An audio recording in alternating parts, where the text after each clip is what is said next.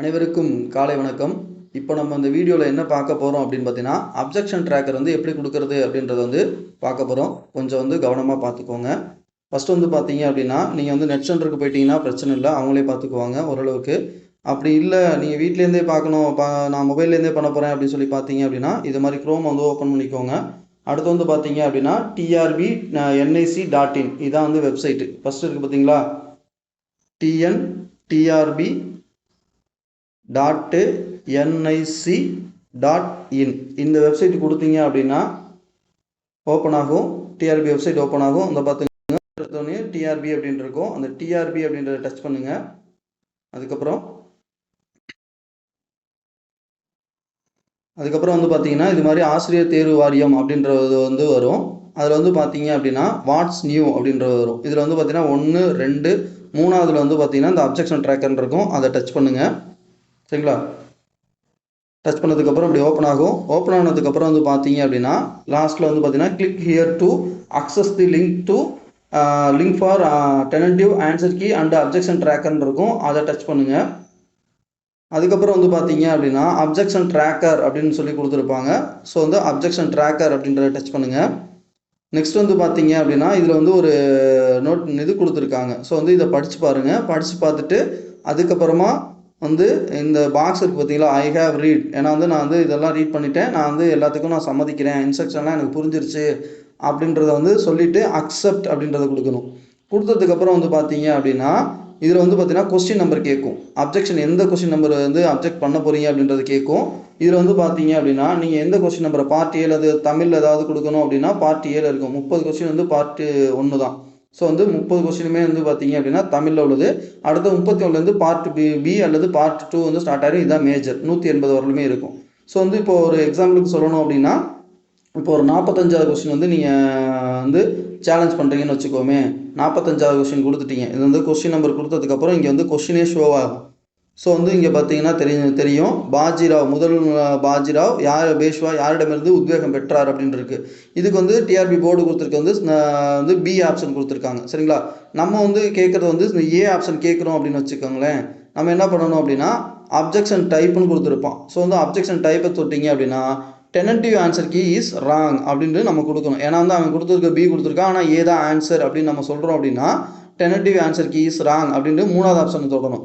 அல்ல 2 ஆப்ஷனுமே வரும். சிவாஜியும் வருவார், அந்த தச்சுவ சுவாமி அப்படின்றவர் வருவார் அப்படின்னு நம்மள்கிட்ட வந்து சோர்ஸ் இருக்குது அப்படின்னா மோர் தென் 1 ஆன்சர் கரெக்ட் அப்படின்ற ஆப்ஷனுக்கு கொண்டு போகணும். அதுக்கப்புறம் எதுவுமே ஆன்சரே இல்லை அப்படின்னா none of the option is correct அப்படின்னு கொடுக்கணும். ஒருவேளை கொஸ்டின் இஸ் ராங் அப்படின்னா கொஸ்டினே தப்பு அப்படின்றது மாதிரி இருந்துச்சுன்னா கொஸ்டின் தப்பாக வந்து எதுவுமே இல்லை. ஸோ வந்து அது மாதிரி நம்ம கொடுக்கறதுக்கு வாய்ப்பு இல்லை. கொஸ்டின் ராங்கிறது வந்து நம்ம பயன்படுத்த தேவையில்லை. இந்த 3 மட்டும் தான் போய் பயன்படுத்த போகிற மாதிரி இருக்கும். ஸோ வந்து இந்த 3 மட்டும் ஃபஸ்ட்டு 3 மட்டும் பார்த்துக்கோங்க. இதில் வந்து நான் இப்போ என்ன பண்ணுறேன் அப்படின்னா டெனன்டிவ் ஆன்சர் கீஸ் ராங் அப்படின்னு கொடுக்குறேன். இந்த வந்துருச்சா? அடுத்து வந்து பார்த்தீங்கன்னா இப்போ வந்து அதில் வந்து ஆப்ஷன் வந்து பார்த்தீங்கன்னா நம்ம பி கொடுத்துருக்காங்க டிஆர்பி போர்டு. அவன் என்ன கேட்குறான்னா ஆப்ஷன் சஜஸ்ட் பை கேண்டிடேட், நீ என்ன ஆப்ஷன் வந்து சஜஸ்ட் பண்ணுற எங்களுக்கு அப்படின்னு சொல்லி கேட்குறான். நம்ம வந்து ஏ கொடுக்குறோம். என்ன ஏன்னா யாரை கொடுக்குறோம் அப்படின்னா சிவாஜி கொடுக்குறோம். சரிங்களா? அவன் வந்து பி கொடுத்துருக்கான். நீங்களும் பி கொடுத்துடக்கூடாது. இந்த இடத்துல ஏ தான் கொடுக்கணும். சரிங்களா? கொடுத்ததுக்கு அப்புறம் வந்து பார்த்தீங்க அப்படின்னா சூஸ் ஃபைல் அப்படின்னு சொல்லி கொடுத்துருப்பான். இந்த இடத்துல வந்து மேக்ஸிமமாக வந்து 1024 KB தான் அந்த ஃபைல் வந்து இருக்கணும். மேக்ஸிமம் வந்து நம்ம கொடுத்துருக்கிறது 1024 KBக்குள்ளே தான் எல்லா ஃபைலுமே இருக்குது. ஏதாவது ஒரு சில ஃபைல் ஏதாவது 1000க்கு மேலே இருந்துச்சு அப்படின்னா கம்ப்ரஸ் பண்ணி வச்சுருங்க. சரிங்களா? சூஸ் ஃபைல் அப்படின்னு கொடுத்தீங்கன்னா ஒரு டாக்குமெண்ட் இதை வந்து டச் பண்ணோன்னா டாக்குமெண்ட்டுக்கு போய் ஓப்பன் ஆகும். ஓப்பன் ஆனதுக்கப்புறம் நான் வந்து ஆல்ரெடி கொடுத்துட்டேன், அதனால் வந்து ஓப்பன் பண்ண முடியாது. ஸோ வந்து சூஸ் ஃபைல் கொடுத்தீங்க அப்படின்னா அந்த ஃபைலை நோக்கி போகும். சரிங்களா? இப்போ வந்து டச் பண்ணுறேன் பாருங்கள். இப்போ வந்து ஃபைலுக்கு வந்துருச்சு. சரிங்களா? இதில் வந்து கரெக்டாக அந்த 45வது கொஸ்டின் வந்து நம்ம சேலஞ்ச் பண்ணுறோன்னா இப்போ வந்து கரெக்டாக 45வது கொஸ்டின் வந்து நீங்கள் வந்து எடுக்கணும். அதுதான் விஷயமே. சரிங்களா? இப்போ வந்து 45 கொஸ்டின் நம்பர் 45 எடுத்துட்டேன். கொஸ்டின் நம்பர் 45 வந்து என்ன பண்ணிட்டேன், அப்லோட் இது பண்ணி வச்சுட்டேன்.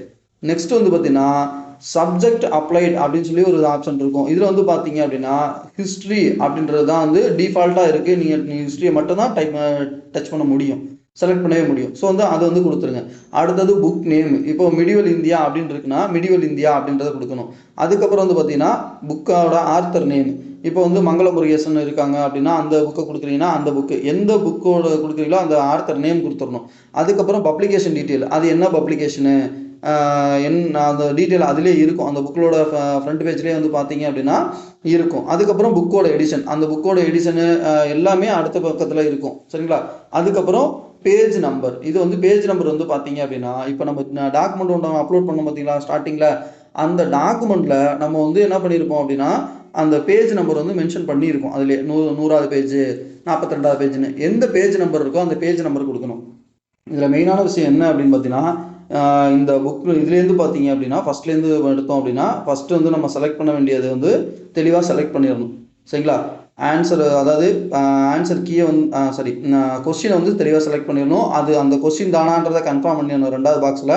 3வது பாக்ஸில் என்ன நீங்கள் ஆப்ஷன் கொடுக்க போகிறீங்க, அப்ஜெக்ஷன் டைப்பு, டெனன்டிவ் ஆன்சர் கீஸ் ராங்னு கொடுக்க போகிறீங்களா, மோர் தென் ஒன் ஆன்சர் கொடுக்க போகிறீங்களா, இல்லை வந்து answer none of the above அப்படின்றத கொடுக்க போகிறீங்களான்றதை தெளிவுபடுத்திடுங்க. அதுக்கப்புறம் வந்து பார்த்தீங்கன்னா, நீங்கள் கொடுத்த கொஸ்டின் அதாவது நீங்கள் கொடுத்தது என்ன கொடுத்தீங்க அப்படின்றத வந்து தெளிவுபடுத்திடுங்க. நீங்கள் என்ன ஆப்ஷன் கொடுத்தீங்களோ அந்த ஆப்ஷன் தான் கரெக்டாக கொடுக்கணும். டிஆர்பி கொடுத்துருக்க ஆப்ஷனை கொடுக்கக்கூடாது. அதை வந்து தெளிவுபடுத்திக்கோங்க.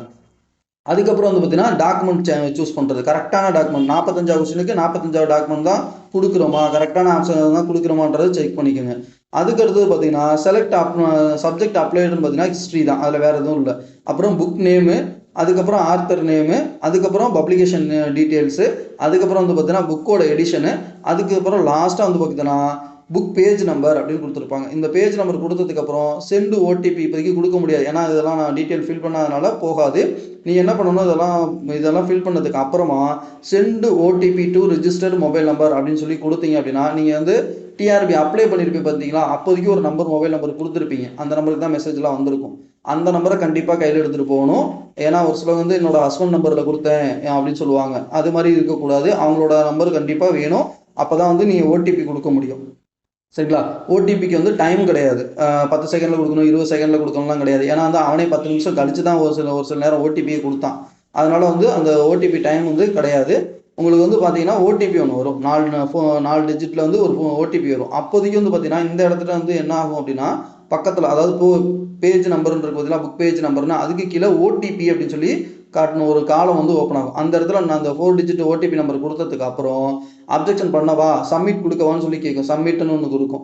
சப்மிட் கொடுத்தீங்க அப்படின்னா ஆட்டோமேட்டிக்காக வந்து என்ன ஆகும் அப்படின்னா, நீங்கள் அப்ஜெக்ட் பண்ணிட்டீங்க அப்படின்னு சொல்லி ஒரு பாக்ஸில் வந்து நமக்கு வந்து ஷோ ஆகும். அவ்வளோதான். அந்த கொஸ்டினுக்கு ஒரு டைம் தான் வந்து பார்த்தீங்கன்னா அப்ஜெக்ட் பண்ண முடியும். ஸோ வந்து ஒரு வாட்டிக்கு 2 வாட்டி கூட வந்து தெளிவாக செக் பண்ணிவிட்டு அதுக்கப்புறமா அப்ஜெக்ட் பண்ணுங்கள். இதில் வந்து வேறு ஏதாவது டவுட் இருந்துச்சுன்னா வந்து அட்மின் நம்பருக்கு கால் பண்ணுங்கள். கண்டிப்பாக அதுக்கு வந்து ஹெல்ப் பண்ணுறோம். தேங்க்யூ.